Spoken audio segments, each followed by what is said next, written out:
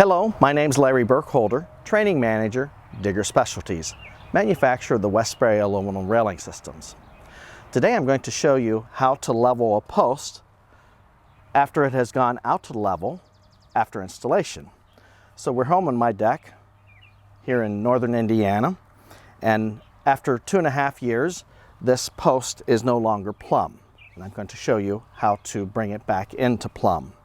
Fortunately, the Westbury brand has a 2-part snap-together flare. This would be many of the other brands in the industry that only have a 1-part flare. I would need to remove this entire section. Fortunately, I don't have to do that. So what I've done is I've scrounged through my toolbox and I have the appropriate supplies that I need here. I happen to know we use GRK fasteners for this installation. At DSI, we don't promote any type of brand, so I have the special head on my drill for GRK fasteners, a 1/2-inch wrench out of my toolbox, a level, and then you have to remove the flare, either a choice of a putty knife or a flathead screwdriver. So that's all I'm going to need to complete this post-leveling demonstration.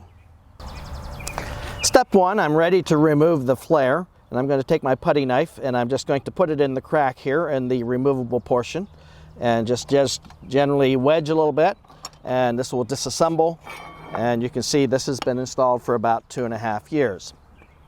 The next step is I'm going to need to back off my fasteners here a little bit to give my leveling feature room to work, and of course this is one of the advantages of the stainless steel shims and the leveling bolts. So I'm just going to back these out a couple turns. And then we're going to take our 1/2-inch wrench and we're going to tighten these down.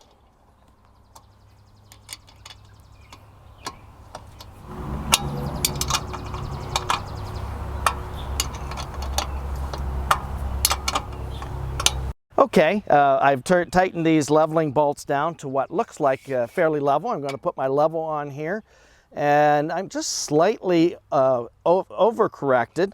But I'm thinking when I take my and tighten these GRK fasteners, it's going to bring it right back to where it needs to be.